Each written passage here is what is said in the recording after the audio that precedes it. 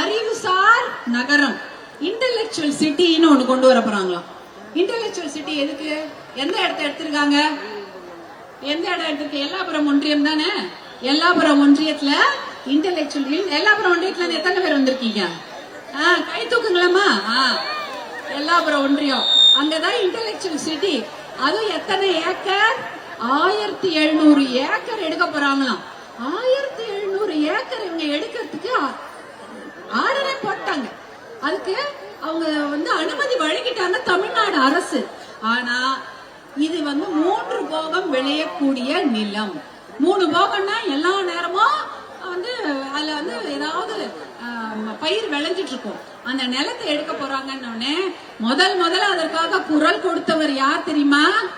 உங்களுடைய அண்ணன் அன்புமணி அவர்கள் தான் குரல் கொடுக்கறாங்க. முதல்ல உங்களுக்காக குரல் கொடுத்தவர் அவர்தான். அறிக்கைகளை கொடுக்கறாங்க, போராட்டம் அறிவிக்கிறாங்க, அந்த இடத்தை போய் பாக்குறாங்க. அந்த இடத்தை ஸ்பாட் விசிட் வேற யாருமே செய்யல. அவர் மட்டும் தான் அந்த இடத்துல போய் பார்த்துட்டு எப்படி நீங்க எடுப்பீங்க? திருவள்ளூர் மாவட்டத்துல எத்தனையோ தரிசு நிலங்கள் இருக்கிறது. கவர்மெண்ட் நிலம் சும்மா கிடக்குது, அதை எடுத்துட்டு போங்க.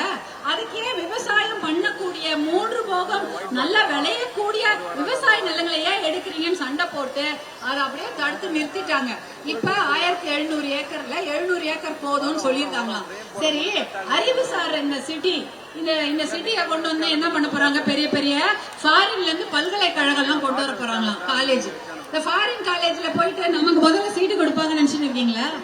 கொடுக்க மாட்டாங்க. உங்களுக்கு இங்கிலீஷ் தெரியுமா? ஜெர்மன் தெரியுமா?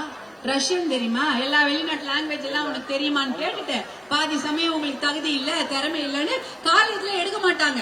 இப்படிதாங்க பண்ணாங்க. வேலை கொடுக்கறேன்னு சொல்லி தானே இடத்த வாங்கினாங்க. கடைசியில அந்த வேலையும் கொடுக்கல. அதே போலதான் இந்த அறிவுசார் சிட்டி கொண்டு வந்தாங்கன்னா படிப்புக்கு எந்த விதத்திலயுமே இந்த இடத்தை கொடுத்த விவசாயிகளுக்கு எந்த ஒரு நல்லதுமே இந்த அரசாங்கம் செய்ய போறதே இல்லை.